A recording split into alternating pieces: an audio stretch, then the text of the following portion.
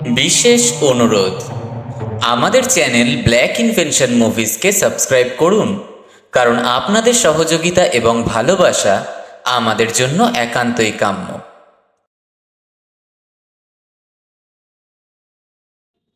এখন থেকে আমাদের অডিও স্টোরিজ শুনুন স্পটিফাইতেও প্রতি সোমবার ঠিক সন্ধ্যে 7টা।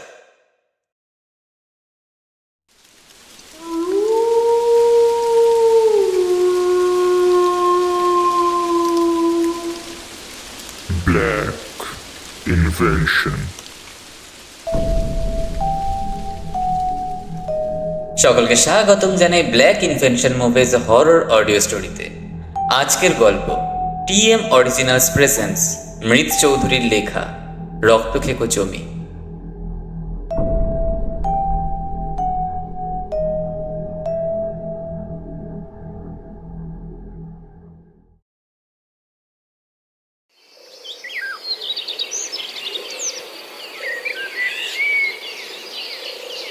সকাল হতেই বেজে উঠেছে পাখিদের কিচিরমিচির শব্দ।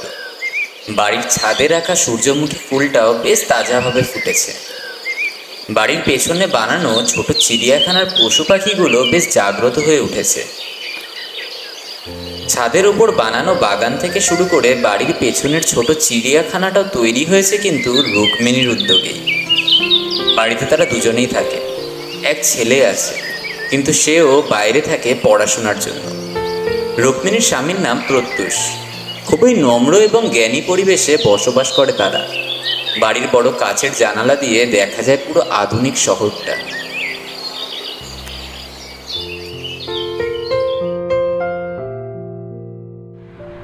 সন্ধে নেমে আসে। রুক্মিণী এবং প্রত্যুষ বাইরে ক্যাফেতে যায়।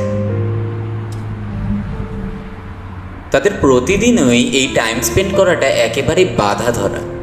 এই মুহূর্তে রুক্মিণী বলে ওঠে, এই প্রত্যুষ, বহুদিন হয়ে গেল আমরা কোথাও ঘুরতে যাই না।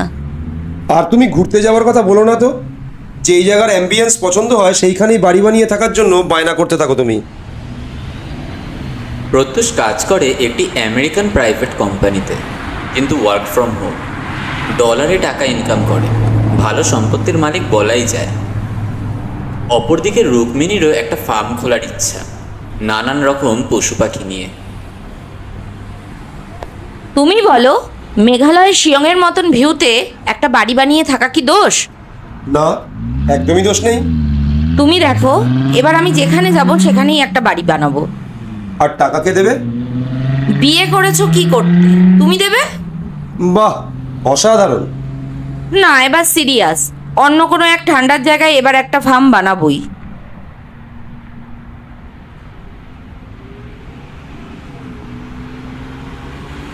কফি কাপে হালকা চুমুক দিয়ে মুখ তুলে প্রত্যুষ বলে ওঠে,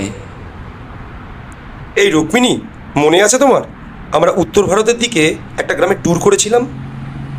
হ্যাঁ, ব্যাপক ছিল গ্রামটা। এই শোনো না, একটা আবদার রাখবে আমার? আবদারটা খুব চেনা চেনা লাগছে, যা ভাবলে এই ভয়ও লাগছে। এই নাটক কম করো, আমার ওইখানেই একটা বাড়ি লাগবে, আমি ওইখানেই ফার্ম খুলবো। জানতাম, এই ভয়টাই পাচ্ছিলাম আমি। তুমি বানিয়ে দেবে, হ্যাঁ কি না? না বললেই তো বাপের বাড়ি চলে যাবে বলে ব্ল্যাকমেল করবে। যাবে তুমি না সে জানা কথা। তুমি দেখবে আমি যেতে পারি কি না। আমি কি একবারও বানিয়ে দেবো না বলেছি?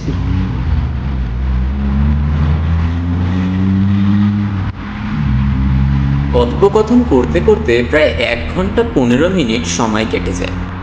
প্রত্যুষ এবং রুক্মিণী সিদ্ধান্ত নেয় এইবারে তারা বাড়ির দিকে রওনা দেবে।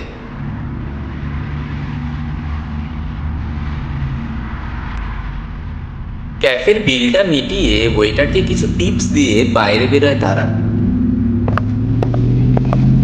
প্রত্যুষ এবং রুক্মিণী তাদের 4 চাকা গাড়ির দরজাটা খুলে ভিতরে প্রবেশ করে যায়।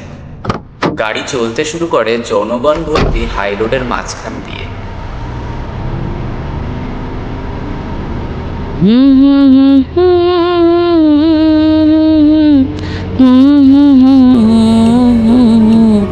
এই তাহলে কি ভাবলে, যাচ্ছি তো আমরা নাকি?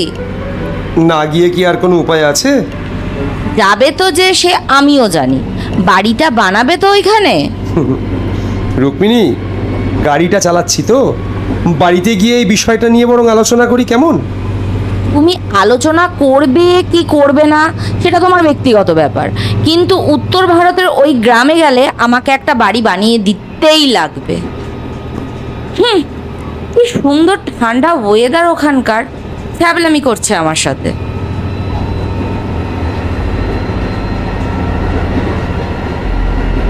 প্রায় 3.5 কিলোমিটার রাস্তা অতিক্রম করে বাড়িতে এসে পৌঁছায় প্রত্যুষ এবং রুক্মিণী।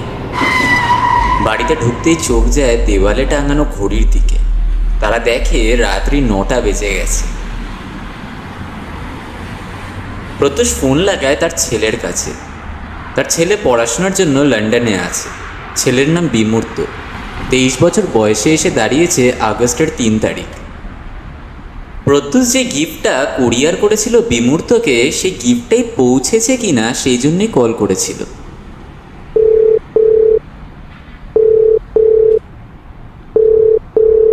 ফোনটা তোলে বিমূর্ত। এই বাবাই, তোর কাছে কুরিয়ারটা গেছে? হ্যাঁ দেখলাম তো, টপ এক্সপেন্সিভ বুকস এর মধ্যে সেকেন্ড র্যাঙ্ক করা বইটা আমাকে দিয়েছো তুমি, থ্যাংক ইউ। ভালো করে পড়িস বইটা। আর খেয়েছিস? না এখনো ঠিক তেমন করে কিছু খাওয়া হয়ে ওঠেনি।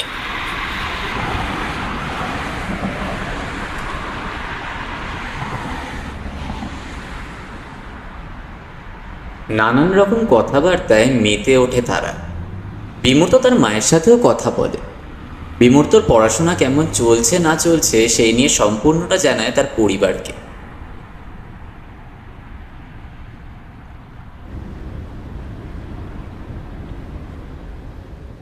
টাটকাভাবে রাত নেমে আসে। সময় রাত 10:30। এই খগেন ভাই, দেখো রান্নাঘরে খাবারগুলো দিয়েছি, একটু পেছনে চিড়িয়াখানায় খাবারগুলো দিয়ে আসো না। ঠিক আছে মণিমা। রুক্মিণী এবং প্রত্যুষের বাড়িতে বিগত 7 বছর ধরে কাজ করছে এই খগেনবাবু। ভারী বিশ্বস্ত লোক। সকালের বাজারহাট থেকে শুরু করে রাতে চিড়িয়াখানায় খাবার দেওয়াটাও তারই নিকটে। সেই দিনের সকল পর্ব শেষ করে রাতের খাবার সেরে তারা ঘুমাতে চলে যায়।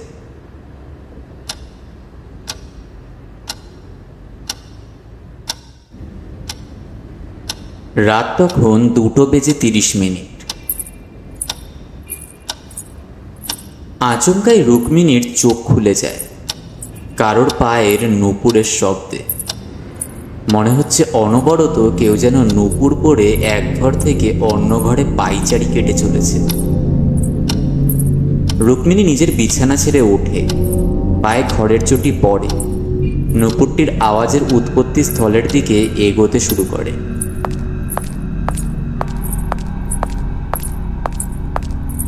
রুক্মিণী যখন নিজের বাথরুমের সামনে যায়, নূপুরটির আওয়াজ বন্ধ হয়ে যায়।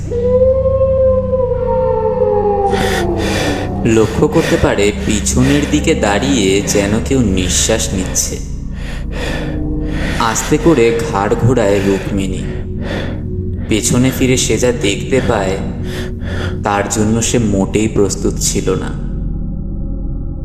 রুক্মিণী দেখে এক মহিলা বিভৎস কাটাছেঁড়া রূপ নিয়ে তার সামনে দাঁড়িয়ে আছে। মহিলাটির চোখ বন্ধ। রুক্মিণী হালকা মহিলাটার সামনের দিকে এগোতেই মহিলাটির চোখ খুলে ফেলে। চোখের ভেতরে মণি নেই। চোখ খুলতেই ঠিকরে রক্ত বেরিয়ে আসছে বাইরে। মহিলাটি রুক্মিণীর গলা চেপে ধরতে আসে। আরে কি হলো? এই রাত জেগে ভূতের ওয়েব সিরিজগুলো দেখবে আর তারপর নিজেই ভয় পাবে। ঘুমিয়ে পড়ো।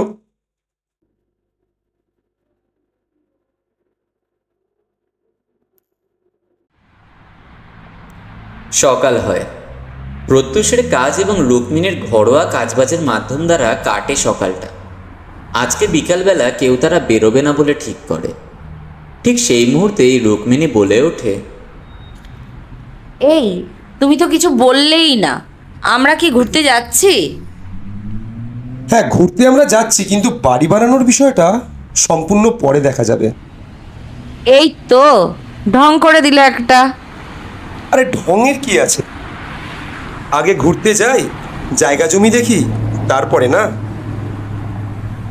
রুক্মিণী রাজি হয় এই কথায় এবং প্রত্যুষ কখনোই রুক্মিণীর কথা ফেলে না।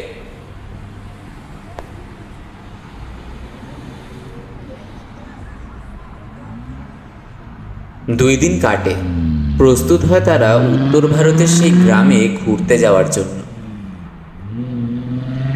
এই রুক্মিণী, সমস্ত ইম্পর্টেন্ট জিনিসগুলো নিয়েছো? হ্যাঁ। মেডিসিনগুলো নিয়েছো? আরে হ্যাঁ বাবা, এবার ওঠো তো গাড়িতে। দাঁড়াও দাঁড়াও, একটু খগেনের সাথে কথা বলে আসি।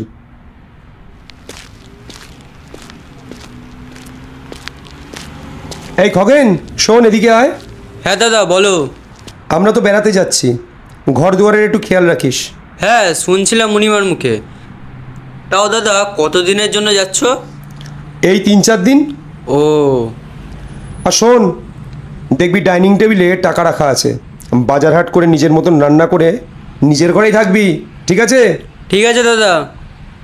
আর শোন, মদ টদ খাস না কিন্তু। আরে না না দাদা। তাহলে আমি আসি, কেমন? সাবধানে থাকিস। হ্যাঁ দাদা, সাবধানে যাও। রুক্মিণী এবং প্রত্যুষ ঠিক করে যে তারা ফ্লাইটে করে যাবে।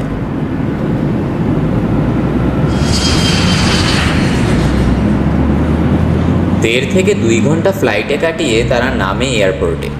সেইখান থেকে ট্যাক্সি ধরে তারা রওনা দেয় রাজা শরবিন্দু প্রতাপ রায়ের গ্রাম বেরিয়াচং। এই তাও আর কতক্ষণ লাগবে পৌঁছাতে? এই জিপিএস তো বলছে আর 15 থেকে 20 মিনিটের মধ্যে পৌঁছে যাব।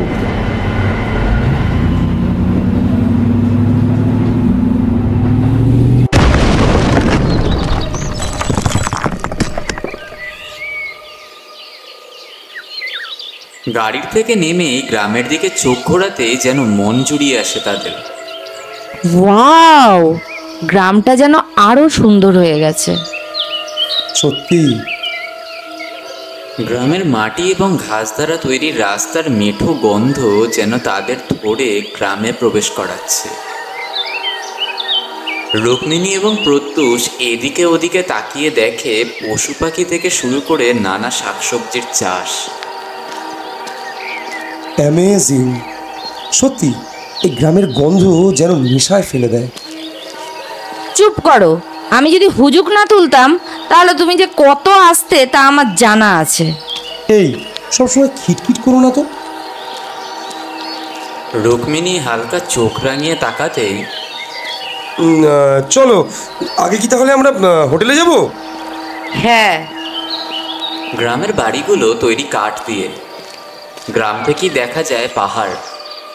আবহাওয়াটাও বেশ হালকা ইলশেগুড়ি বৃষ্টি এবং ঠান্ডা হাওয়া দ্বারা আবদ্ধ।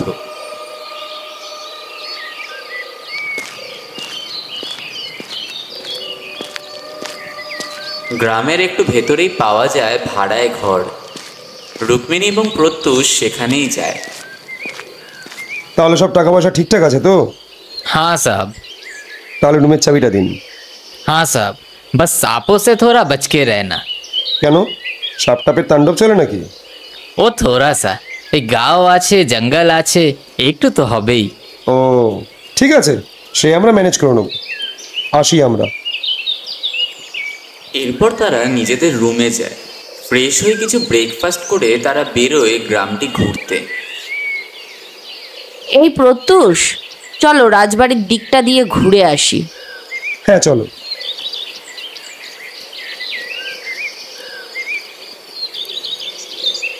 এরপর তারা রওনা দেয় রাজা শরবিন্দু প্রতাপ রায়ের রাজবাড়ির দিকে। রাজা 19 শতকে মারা গেলেও তার রাজবাড়ি কিন্তু এখনো খালি হয়ে যায়নি। এখনো সেই রাজবাড়ি চলছে তার উত্তরপুরুষদের মাধ্যমেই। নিয়মিত এখনো সবাই সময় মতো কাজ করতে আসে সেই রাজবাড়িতে। কিন্তু রাজবাড়ি সংযুক্ত প্রতিটি জিনিস সম্পূর্ণ থাকলেও কিছু জিনিস কিন্তু আজও অসম্পূর্ণ। এই রুক্মিণী, দেখো রাজার ছবিটা কত বড়। হ্যাঁ, একটা ওল্ড ভাইব জড়িয়ে আছে কিন্তু ছবিটার সাথে। চলো বাইরের দিকটা দিয়ে একটু ঘুরে আসি। এরপর তারা বেরিয়ে আসে রাজবাড়ির বাইরের দিকে।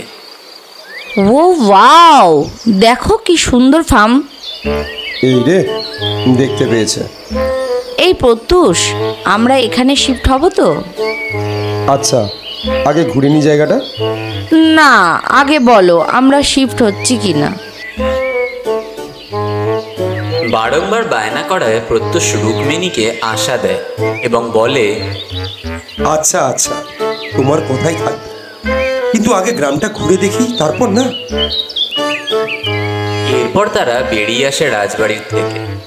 ঘুরতে ঘুরতে কিছুটা দূর এগোয় রুক্মিণীর চোখে পড়ে একটি ফাঁকা জমি, যার মধ্যে জন্মেছে বহু মৃত গাছ। এই প্রত্যুষ, জায়গাটা দেখো, কি সুন্দর লাগছে, তাই না? হ্যাঁ, খুব অ্যাট্রাকটিভ। যদি বাড়ি বানাই তাহলে মাস্টারপিস জায়গা হবে এটা। একদম একদম মাস্টারপিস হবে। কিন্তু যদি বাড়ি বানাতেই হবে মানে?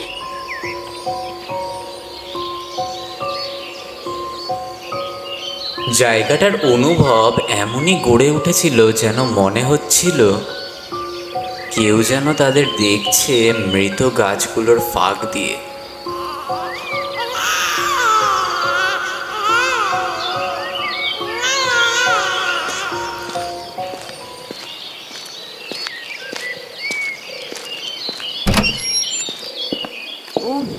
শান্তি পেলাম রুমে ফিরে।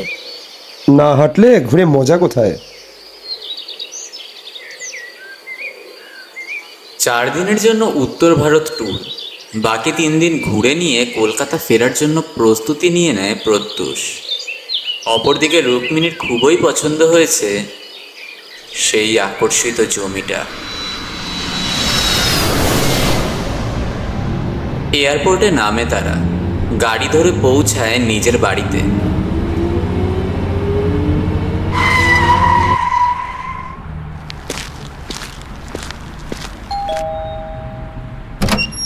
আরে দাদা, এসে গেছো? হ্যাঁ, চল ভেতরে চল। বাড়ির ভেতরে প্রবেশ করে রুক্মিণী এবং প্রত্যুষ। কেমন আছো মুনিমা? ভালো আছি খগেন ভাই, তুমি কেমন আছো? আমিও ভালো আছি। লাগেজগুলো সরিয়ে ফ্রেশ হতে যায় রুক্মিণী এবং প্রত্যুষ। রাতে চিড়িয়াখানার পশু পাখিদের খাবার দিয়ে ডিনার সারে প্রত্যুষ এবং রুক্মিণী। ডিনার করে বেডরুমে যায় তারা। সেই মুহূর্তে রুক্মিণী বলে ওঠে, এই প্রত্যুষ, কি সুন্দর ছিল না জমিটা? হ্যাঁ, আমিও সেটাই ভাবছিলাম। যাই বলো, উত্তর ভারতের জায়গাটা কিন্তু বেশ সুন্দর, আর সেইখানে ওই রকম অ্যাট্রাকটিভ একটা জমি। সত্যি খুবই অ্যাট্রাকটিভ। তাহলে কি ভাবলে? যাব, শিফট হয়ে যাব ওখানে।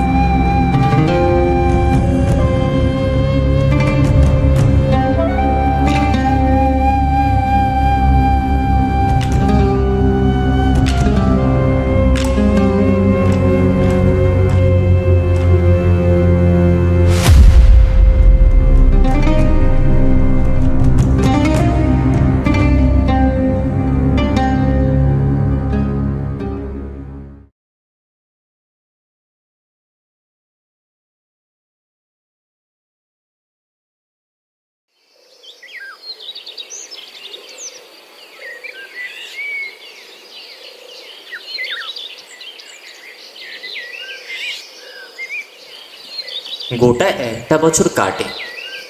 তাদের পরিকল্পনা অনুযায়ী তারা উত্তর ভারতের শরবেন্দু প্রতাপ রায়ের গ্রাম বেরিয়াচকের সেই আকর্ষিত জমিটিতে একটি বাড়ি বানায়।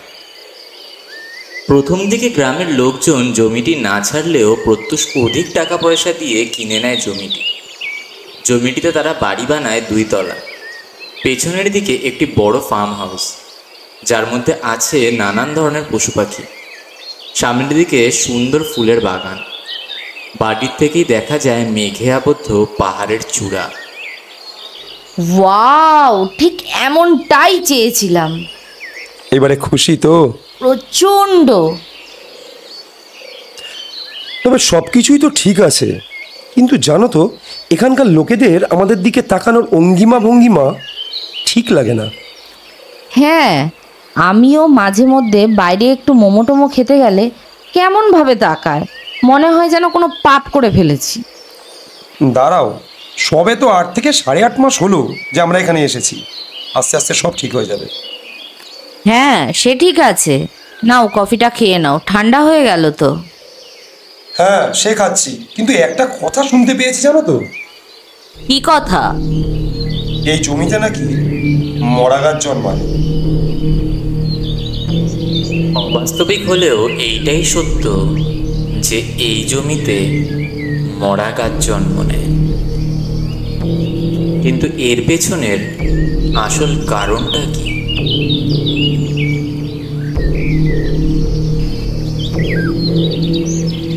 কিছু মাস কাটে, তবুও গ্রামের লোকেদের ব্যবহার কিন্তু একই রকম থাকে রুক্মিণী এবং প্রত্যুষের প্রতি। মাঝে মধ্যে সন্দেহ হলেও বিষয়টি নিয়ে অতটা মাথা ঘামায়নি তাদের দুজনের মধ্যে একজন। এই প্রত্যুষ, জানো তো বাগানে যে গোলাপ গাছটা ছিল না? আরে অনেক গোলাপের গাছই তো আছে, কিন্তু হয়েছেটা কি?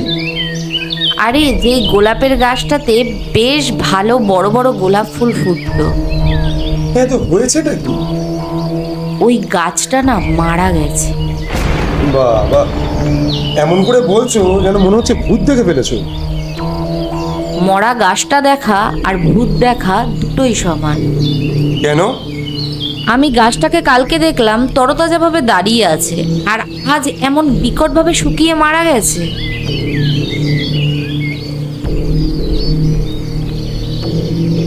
উত্তর ভারতের রুক্মিণী এবং প্রত্যুষ শিফট হয়েছে প্রায় 9 মাস কেটে গেছে। সবকিছুই তাদের চলছিল খুব সুন্দরভাবে, কিন্তু গোলাপ গাছটার এরকমভাবে মারা যাওয়াটা হালকা চিন্তায় ফেলে রুক্মিণীকে। সন্ধে বয়ে রাত নেমে আসে। রাতের খাওয়ার পর্ব শেষ করে প্রত্যুষ এবং রুক্মিণী চলে যায় ঘুমাতে।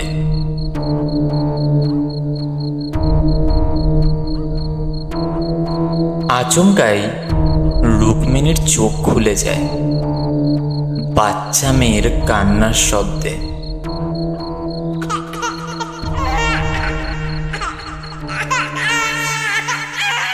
এ কি আজব বিষয়! বাগানে কোন মেয়ে কাঁদছে এত রাতে? মোবাইল অন করে সময় দেখে রুক্মিণী। রাত তখন 3:03। গ্রাম্য অঞ্চল, তার মধ্যে ঠান্ডা হাওয়া বই চলেছে।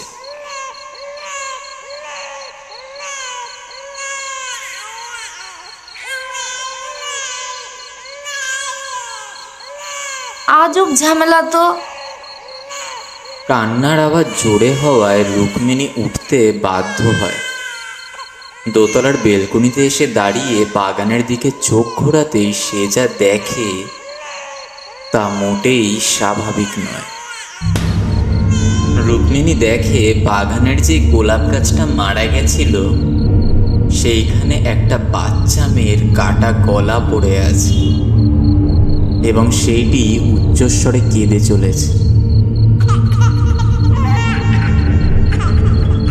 রুক্মিণী এই দেখে নিজের ঘরে ফিরে আসে এবং মনে মনে ভাবে, এই ঘটনা প্রত্যুষকে বলাও বেকার, ও তো বিশ্বাসই করবে না। রুক্মিণী নিজের কানে বালিশ চাপা দিয়ে শুয়ে পড়ে, কিন্তু দু চোখের পাতা এক করতে পারে না।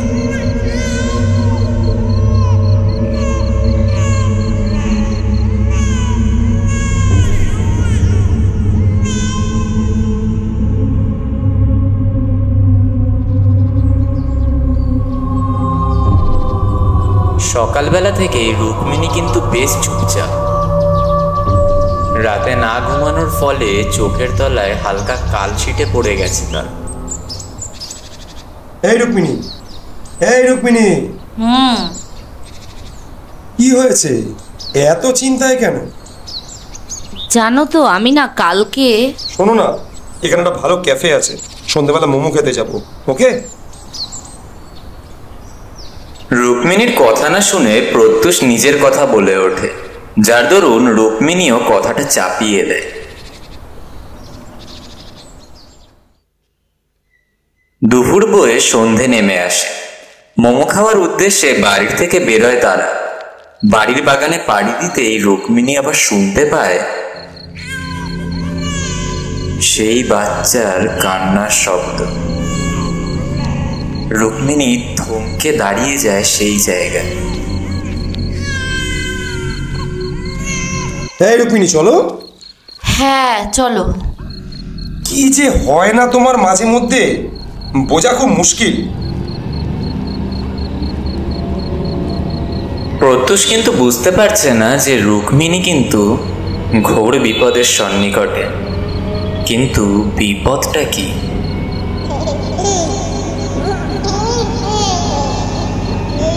এই কি হয়েছে বলো তো তোমার? কিছু না, হালকা ভয় পেয়েছি। যখন জানো যে ভয় পাবে, তাহলে এত গভীর মনোযোগ সহকারে হন্টেড ওয়েব সিরিজগুলো দেখতে যাও কেন? ঠিক বলেছো।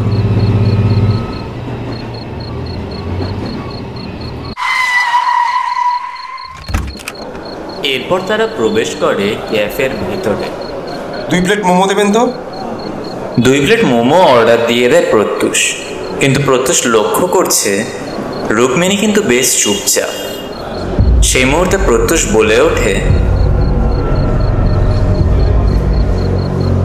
এই রুক্মিণী, মোমো আর কফি খাও, মাইন্ড ফ্রেশ হবে। সব কিছু এত ইজি নয়। কেন, কি হয়েছে বলবে? বেশি ঘাটিও না তো, যেটা বুঝবে না সেটা নিয়ে এত কিউরিসিটি কিসের?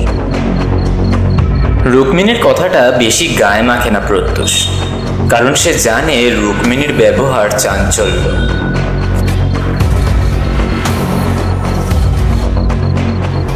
বাড়ি ফেরত আসে তারা। রাত তখন প্রায় 9টা। রুক্মিণী এক মনে কাজ করে চলেছে এবং প্রত্যুষও ব্যস্ত তার কাজ নিয়ে। রাত্রিবেলায় রুক্মিণী নিজের বাড়ির পেছনের দিকে চিড়িয়াখানায় গিয়ে দেখে পশু পাখিগুলো বেশ তরতাজাভাবে রয়েছে। তাদের খাবার দিয়ে ঘরে ফিরে নিজেরাও রাতের খাবার সেরে শুয়ে পড়ে।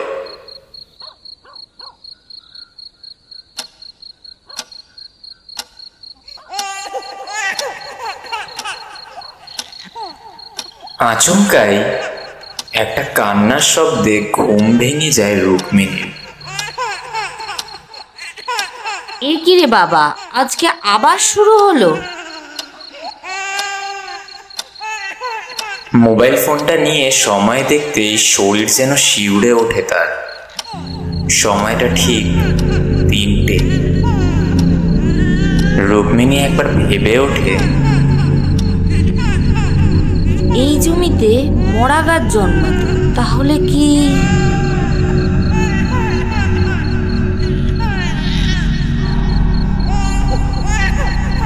নানান রকম চিন্তা মাথায় নিয়ে প্রত্যুষকে ঘুমন্ত অবস্থায় ছেড়ে রেখে রুক্মিণী অনুসরণকারী হয় সেই শব্দের। রুক্মিণী লক্ষ্য করে শব্দটা আসছে বাগানের দিক থেকে। দোতলার থেকে নিচে নেমে মোবাইলের ফ্ল্যাশ লাইটটা জ্বালিয়ে কাছের দরজাটা খুলে বাইরে বেরোতে যাবে কি, দেখতে পায় রুক্মিণী একটা কাটা মাথা বাগানের মাঝে রক্তাক্ত রূপে পড়ে আছে। মাথাটা কিন্তু একটা বাচ্চা মেয়ে। রুক্মিণী চিন্তা করে যে এটি তার চোখের ভুলও হতে পারে। কাচের দরজা পার করে বাগানের উদ্দেশ্যে বাইরে বেরোয়।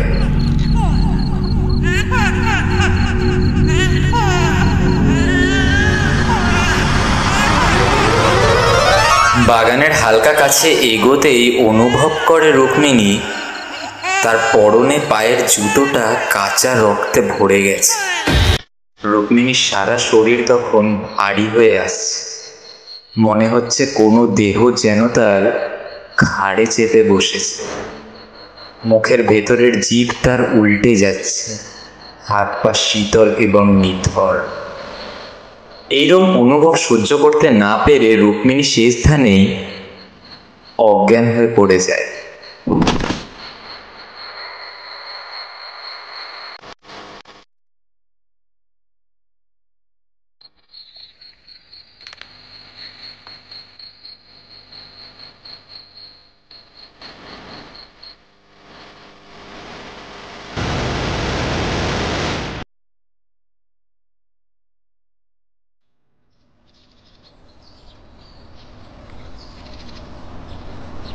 রুক্মিণী, তাই রুক্মিণী, হ্যাঁ বলো।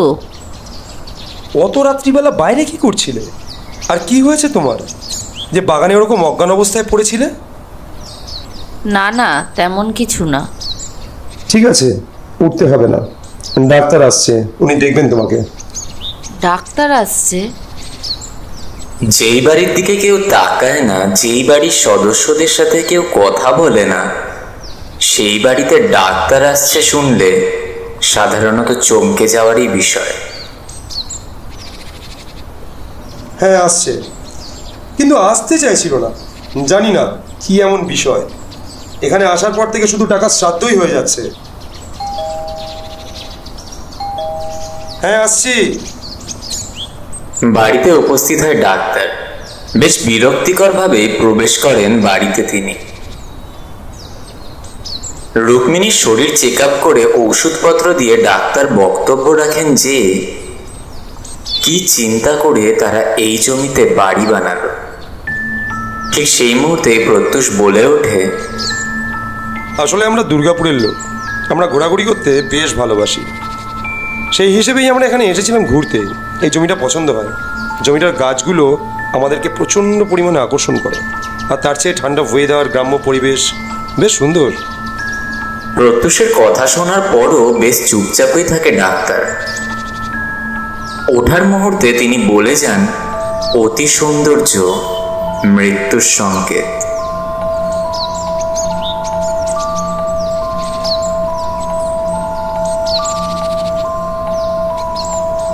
বেলা তখন 11:30। শরীরটা বেশ ভালোই অসুস্থ হয়েছে রুক্মিণীর। হবে নাই বা কেন, 2 রাত ধরে যে চোখে তার ঘুম নেই। হাতে করে কফি নিয়ে দোতলার বেলকুনিতে যায় সে।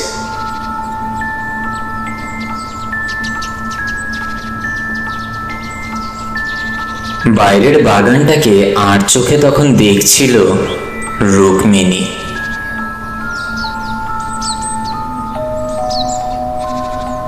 কেমন যেন এক রহস্যময় হয়ে উঠেছে বাগানটা তখন তার চোখে। বাগানটা রুক্মিণীর তখন মোটেই সুবিধাজনক লাগছিল না। আচমকে রুক্মিণীর চোখ যায় বাগানের কোণায় 4টে ফুল গাছ মরে গেছে, এবং 4টে গাছেরই গোড়ায় মরে পড়ে আছে কাক। কাকগুলোর মুখ খোলা, চোখ ঠিকরে বেরোচ্ছে, গলার দিকটা মনে হচ্ছে কেউ যেন কামড়ে মাংস খুবলে নিয়েছে। এই প্রত্যুষ, ওই বাগানের কোণে কি অবস্থা হয়েছে? এ বাবা, সকাল থেকে দেখিও তো নি, আবার পরিষ্কার করতে হবে। প্রত্যুষ, জানো তো আমার না এই বাড়িতে কিছু প্যারানর্মাল টাইপ ফিল হচ্ছে। মানে একটু খোলসা করে বলো। খোলসা করে কি বলবো, আমি কিছু বুঝে উঠতে পারছি না। এতগুলো দিন সব ঠিক ছিল, আর গত 3 দিন ধরে। ওকে ওকে ওকে, এত প্রেশার নিও না। যাও, তুমি গিয়ে রেস্ট নাও, আমি এগুলো গিয়ে পরিষ্কার করে নিচ্ছি। আর কোনো খাবার বানাতে হবে না, বাইরে থেকে খাবারের অর্ডার দিয়ে দিয়েছি। প্রত্যুষকে কিছুতে বুঝিয়ে উঠতে পারছে না রুক্মিণী তার ভয়ের অনুভব। রুক্মিণীর শরীরে এক ক্লান্ত দুর্বলের ছাপ পড়ে গেছে, চোখের কালশিটে দাগ জেগে উঠেছে। শরীর ক্লান্ত হয়ে আসলেও চোখের পাতা কিন্তু এক করতে পারছে না রুক্মিণী।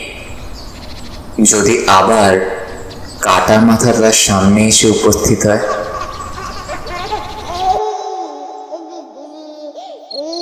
রুক্মিণী সেই দিনটা কাটে ওষুধপত্র এবং প্রোটিন জাতীয় খাবারের উপর দিয়ে।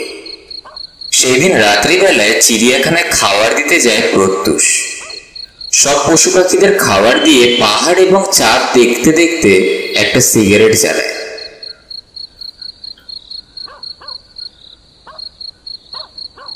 দাঁড়িয়ে দাঁড়িয়ে সিগারেটের ধোঁয়া ছাড়ে বেশ কিছুক্ষণ, কিন্তু আচমকাই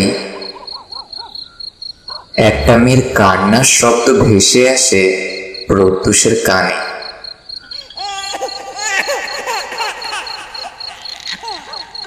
বুঝতে পারে সে যেই জায়গায় দাঁড়িয়ে আছে তার পেছনে রাখা খাঁচার দিকটা থেকেই আওয়াজটা কিন্তু আসছে। একটু ভীত অবস্থায় ঘাড় ঘুরিয়ে পেছনের দিকে তাকায় প্রত্যুষ, কিন্তু কিছুই দেখতে পায় না সে। মনে মনে ভেবে ওঠে, ধুর, যাই হোক, রাতটা বেশ ক্রিপি। এই বলে পাশ কাটিয়ে ঘরের দিকে যাবে কি আচমকাই পাশের কুকুরগুলোর ঘর থেকে একটা কুকুর বীভৎসভাবে কেঁদে ওঠে। চমকে ওঠে প্রত্যুষ। নিমেষের মাথায় আবারও সেই বাচ্চা মেয়ের কান্নার শব্দ। এবার হালকা একটু সন্দেহ জাগে প্রত্যুষের মনে। আবারও এগিয়ে যায় চিড়িয়াখানার একটু ভেতরের দিকে। আতঙ্ক এবং রহস্য সেই মুহূর্তে গ্রাস করেছে প্রত্যুষকে। হালকা এগোতেই তার পায়ের জুতোটা যেন চ্যাট চ্যাট করে উঠল। নিচের দিকে যখন তাকালো, দেখতে পেল কাঁচা রক্ত, যেন মনে হয় ফিনকি দিয়ে রক্ত বেরিয়েছে। পশু পাখির রক্তবমি ভেবে বিষয়টি অগ্রাহ্য করে প্রত্যুষ এবং ঘরে ফেরত যায়। কিন্তু সে জানে না এরূপ এবং এর থেকেও বেশি উপদ্রবে ভীত হয়েছে রুক্মিণী।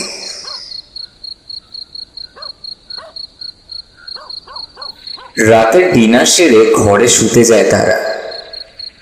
এই রুক্মিণী, ওষুধগুলো খেয়েছো? হ্যাঁ। হ্যাঁ, ওষুধগুলো টাইম টু টাইম খেয়ে নিও, সুস্থ হয়ে যাবে ঠিক। এই ভালো কথা, জানো তো, চিড়িয়াখানায় পশু পাখিগুলো একটু ডক্টর চেক আপ করাতে হবে। ও রক্ত বমি করছে। রক্তের রংটা কি কালচে জমাট বাঁধা ছিল? হ্যাঁ, তুমি জানো?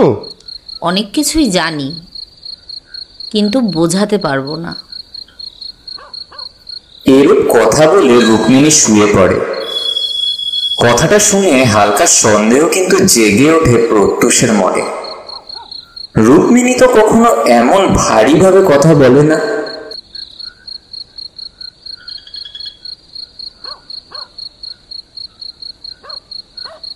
রাত ৩টে। সময়টা আবারও একই জায়গায় গিয়ে থমকে যায়। আচমকাই আবার সেই বাচ্চা মেয়ের কান্নার শব্দ ভেসে ওঠে, কিন্তু এবার বাগান থেকে অথবা চিড়িয়াখানা থেকে নয়, ঘরের ভেতর থেকে। রুক্মিণী কান্নার আওয়াজটা শুনে উঠে বসে। কান্নার শব্দটা যেন তাকে আকর্ষণ করছে। বিছানা থেকে নেমে চটি ছাড়াই রওনা দেয় আওয়াজটার উৎপত্তি স্থলের দিকে।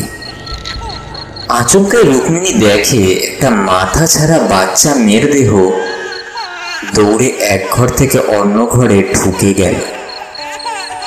সারা শরীরটা রুক্মিণীর ভারী হয়ে আসছে সেই মুহূর্তে। হাতের তলা পায়ের চেটো যেন ঠান্ডা হয়ে গেছে, তবুও বশীভূতের মতো এগিয়ে চলেছে সেই শব্দের দিকে। এক পা দুপা করে এগোতেই থাকে সে। আচমকাই তার জ্ঞান আসে যখন তার পা গিয়ে সহস্র কাটা মাথার চামড়াতে লাগে। অচৈতন্য হয়ে পড়ে যায় ঘরের মেঝেতে রুক্মিণী।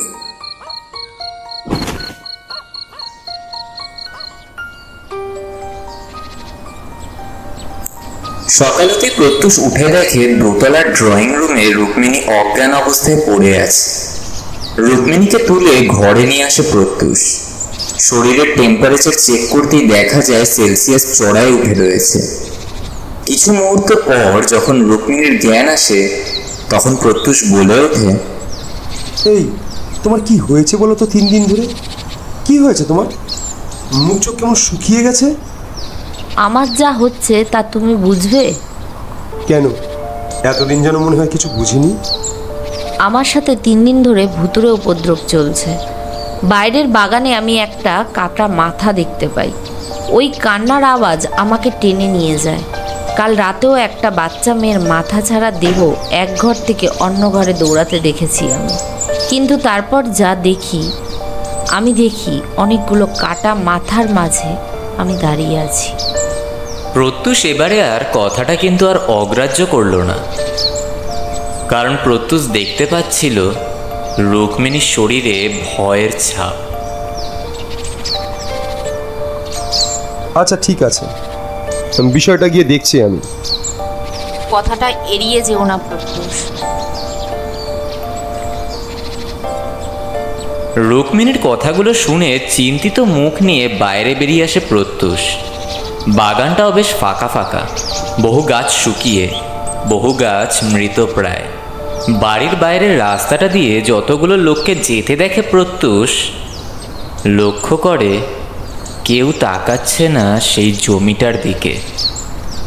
প্রত্যুষ নিজের মনেই ভাবতে থাকে, রুক্মিণী কি সত্যিই ভূত দেখলো নাকি মনের ভুল? এদিকে আবার আমরা তো ছিলাম, তখন তো কিছু হলো না। তাহলে এই 3 দিনে কি এমন হলো? আজব বিষয়।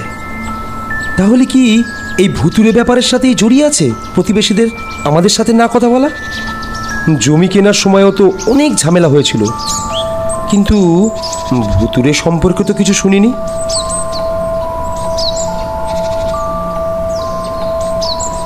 হাজারো এক চিন্তা তখন কুড়ে কুড়ে খাচ্ছিল প্রত্যুষকে।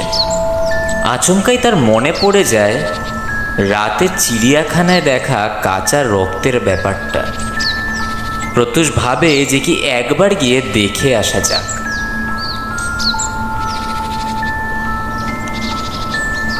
এগিয়ে গিয়ে যখন চিড়িয়াখানার সামনে দাঁড়ায়, তখন সে যা দেখে তা অবিশ্বাস্য। আগের রাত্রিবেলায় নিজের হাতে খাবার দিয়েছে প্রত্যেকটি সুস্থ প্রাণীকে, কিন্তু আজ একটা খরগোশ মারা গেছে। মারা যাওয়ার পর খরগোশটার রূপ যেন আরও বিকট হয়ে উঠেছে। চোখগুলো সাদা, চোখের মনি দেখা যাচ্ছে না, দেহটা রক্ত শূন্য, গলার কাছের মাংসটা কেউ যেন খুবলে খেয়ে ফেলেছে। কিন্তু তা সম্ভব কি করে?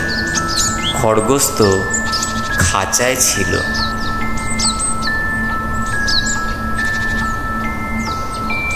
এরপর প্রত্যুষ প্রতিটি মৃত এবং অর্ধমৃত গাছগুলি খুঁটিয়ে দেখতে শুরু করে। প্রত্যুষ দেখতে পায় প্রতিটি মৃত এবং অর্ধমৃত গাছের গোড়ায় রক্ত ভেসে উঠেছে। প্রত্যুষ নিজ মনে ভাবতে থাকে, তার মানে রুক্মিণী যা বলেছিল তা সত্যি। আজ রাতে আমাকে অ্যালার্ট থাকতে হবে।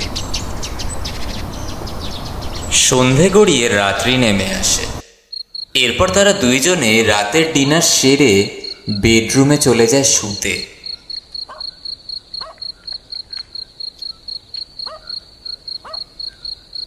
বেশ মাঝরাত। প্রত্যুষ বিছানায় একটা ভালো গা ছেড়ে উঠে বসার শব্দ শুনতে পায়। বুঝতে পারে রুক্মিণী উঠে বসল। আস্তে করে পাশ ফিরে তাকাতেই দেখে রুক্মিণী কেমন বশীভূত হয়ে একদৃষ্টে তাকিয়ে আছে বাইরের ড্রয়িং রুমের দিকে।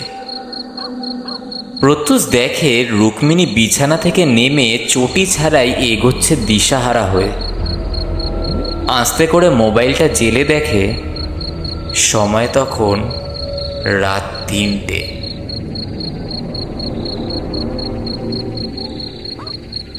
বিছানা থেকে নেমে প্রত্যুষ ফলো করে রুক্মিণীকে।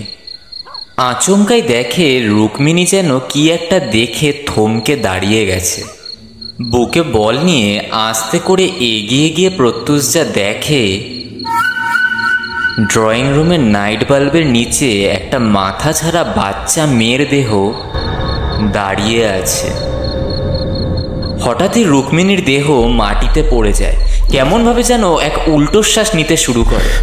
প্রত্যুষ বিষয়টা দেখে খুব ভয় পেয়ে যায়। সে একেবারে দৃঢ় হয়ে যায় যে এ জমি কোনো মতে সাধারণ নয়। সারা ঘরে লাইট জ্বালিয়ে দেয় প্রত্যুষ এবং রুক্মিণীকে সুস্থ করার চেষ্টা করতে থাকে।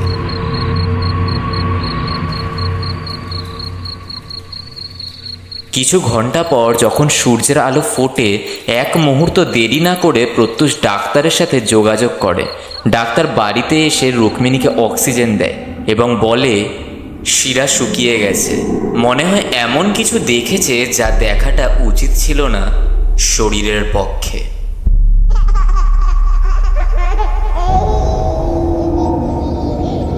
এরপর প্রত্যুষ সর্বস্ব বিষয় খুলে বলে ডাক্তারকে। ডাক্তারের থেকে সাহায্য চায় এবং ডাক্তার এরূপ বক্তব্য রাখে যে সে কিছুই বলতে পারবে না। একমাত্র এই ইতিহাস বলার অধিকার শরদিন্দু প্রতাপ রায়ের রাজবাড়িতে উপস্থিত তান্ত্রিক শিবেনবাবুর কাছেই আছে। 35 বছর বয়স তার, সবসময় থাকেন না এখানে। 1 মাস হয়েছে এখানে এসেছে। আপনি তাড়াতাড়ি তার সাথে কথা বলুন। সময় নষ্ট না করে প্রত্যুষ চলে যায় শরদিন্দু প্রতাপ রায়ের রাজবাড়িতে। রাজবাড়িতে ঢোকার মুহূর্তে প্রত্যুষ লক্ষ্য করে রাজবাড়ির লোকেদের তার দিকে মায়ার সাথে তাকানোটা। সকলের থেকে জিজ্ঞাসা করে প্রবেশ করে তান্ত্রিক শিবেনবাবুর ঘরে। শিবেনবাবু, বাঁচান আমাদের, বড় বিপদে পড়ে গেছি আমরা। আগে পিছে কোনো কথা না শুনে শিবেনবাবু বলে ওঠেন, আপনাদের উচিতই হয়নি ওই রক্তখেকো জমিতে বাড়ি বানানোটা। রক্তখেকো জমি? হ্যাঁ, কেন আপনি জানেন না যে ওই জমি কত কারোর রক্ত খেয়েছে? এই বিষয়টা নিয়ে সত্যি আমি কিছু জানি না। জানেন না, নাকি জানার প্রয়োজন বোধ মনে করেননি? আসলে এই বিষয়টা নিয়ে অতটা গ্রাহ্য করিনি। তাহলে এখন কেন গ্রাহ্য করছেন? যদি কিছু মনে না করেন তাহলে কি আমি জানতে পারি এই জমির ইতিহাস? জমির ইতিহাস? ঠিক আছে। এরপর তান্ত্রিক শিবেনবাবু বলতে শুরু করে সেই জমির ইতিহাস।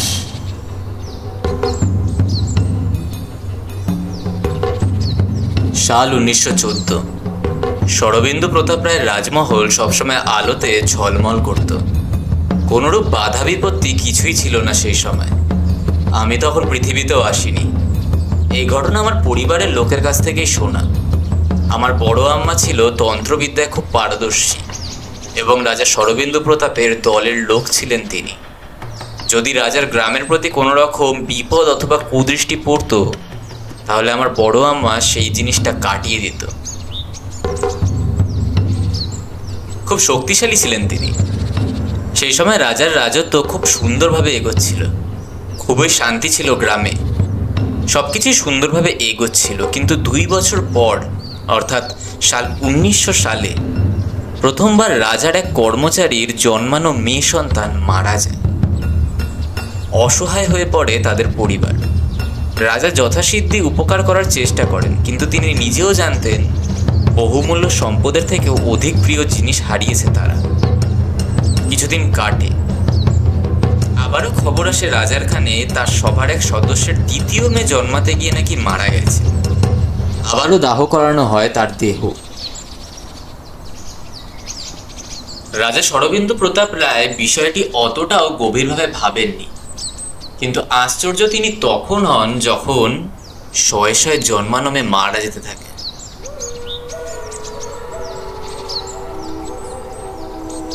তাও আবার তারই কর্মচারী অথবা তারই দল অথবা তারই সভার সদস্যদের পরিবারের মধ্যে থেকে। এমন বহু লোক ছিল যারা মৃত বাচ্চাও জন্ম দিয়েছিল।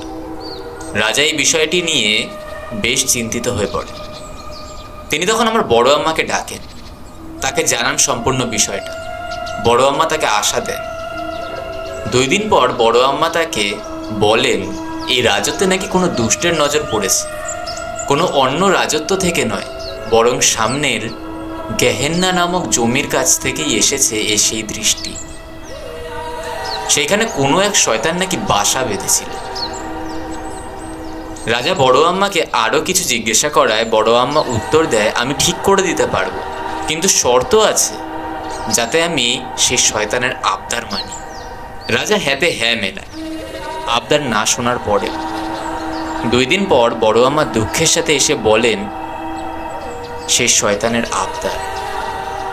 সেই শয়তানের আবদার ছিল রাজত্বে যাদের ওপর তার নজর পড়েছে, অর্থাৎ সভার সদস্য থেকে শুরু করে কর্মচারীদের পরিবার পর্যন্ত, তাদের থেকে আরও 66টি বাচ্চার আত্মা তিনি নেবেন। বাচ্চা মেয়েগুলো জন্মে কিছু ঘন্টার মাথায় মারা যাবে, আর তাদের দেহগুলি নিয়ে সেই শয়তানের বাসা অর্থাৎ গেহেন্নাতে গিয়ে রাত 3টের সময় তাদের মৃতদেহের বলি চড়াতে হবে। রাজা এই কথা শুনে খুব ভেঙে পড়েন এবং আদেশ করেন যাতে কথা বাইরে চারকার না হয়, নাহলে জনগণ বাচ্চাই জন্ম দিত না। এই নজর এবং এরূপ মর্মান্তিক উৎপাত চলেছিল টানা 4 বছর। আমার বড় আম্মা এই চোখের জল ফেলতে ফেলতে সেই মৃত বাচ্চা মেয়েগুলির বলি দিয়েছে নজর কাটানোর জন্য। এরপর জানতে পারে যে সেই গেহেন্না জমিতে সেই শয়তানের বাস। জনগণরাও যখন জানতে পারে তখন আর কেউ তাকাতে সাহস করে না জমিটার দিকে। আর আপনি সেই জমিতেই বাড়ি বানিয়ে থাকছেন। তার মানে বাচ্চা মেয়েগুলোর দেহ? না না, ওইগুলো সেই শয়তানের বশেই এগোচ্ছে। আপনি ওদের বাড়িতে গিয়ে নিজের অধিকার ফলাচ্ছেন, ওরা কি তা সহ্য করবে? মোটেই সহ্য করবে না। আপনি পারবেন? আপনি পারবেন তো আমাদের পরিবারটা বাঁচাতে? আমার বড় আম্মার একমাত্র ক্ষমতা ছিল ওই শয়তানকে তৃপ্ত করার। বংশ পরম্পরায় সেই ক্ষমতা আমি পেয়েছি। আপনার স্ত্রী যেমন আছে তেমনই তাকে রেখে দিন। আমি রাত 3টের সময় আসছি।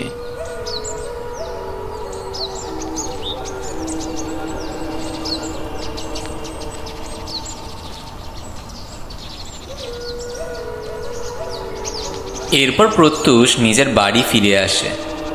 নিজের স্ত্রীকে দেখে অসহায় হয়ে পড়ে তিনি। সারাদিন তার সময় কাটে বিছানায় পড়ে থাকা রুক্মিণীর শুকিয়ে যাওয়া দেহর সামনে বসে। ঘড়ির কাঁটা তখন রাত 3টেতে এসে ঠেকেছে। আচমকাই ডোরবেল বেজে ওঠে। আসুন, ভেতরে আসুন। আমি এখানে শুধু আপনাকে একটাই কথা বলবো, যাই হয়ে যাক ঘর ছেড়ে বেরোবেন না। ঘরে পর্দা ফেলে দেবেন, দরজা বন্ধ করে ভেতরেই থাকবেন। আর হ্যাঁ, আপনাদের 2 প্রাণী ছাড়া সব প্রাণী মরবে। আর সেই প্রাণী নিয়ে শুধু আপনাদের না, গোটা গ্রামকে ছেড়ে চলে যাবে সেই শয়তান। এরপর শিবেনবাবু বাইরে বাগানের দিকে চলে যায় এবং প্রত্যুষ নিজের ঘরে গিয়ে পর্দা ফেলে দেয় এবং দরজা দিয়ে দেয়। সব কিছু শান্ত থাকে, কোনো মন্ত্রের আওয়াজ পর্যন্ত শোনা যায়।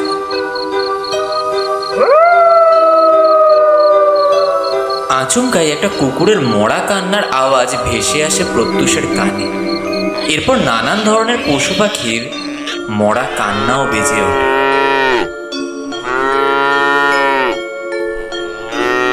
আবারও সবকিছু যেন শান্ত হয়ে যায়।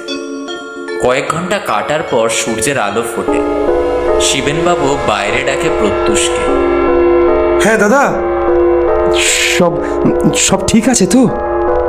নিশ্চিন্ত থাকুন, বউয়ের সেবা যত্ন করুন, ভালো থাকবেন, চলি আমি।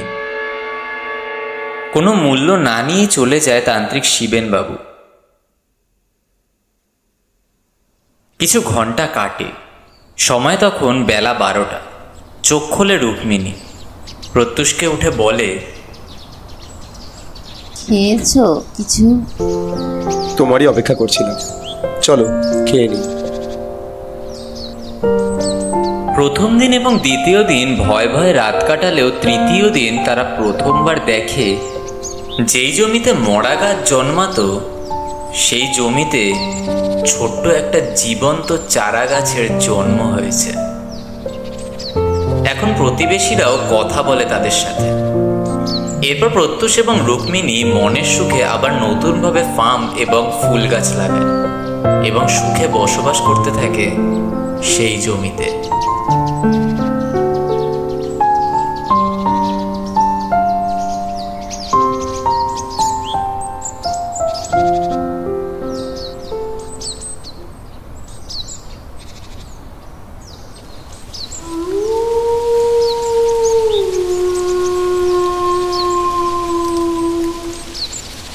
Black Invention.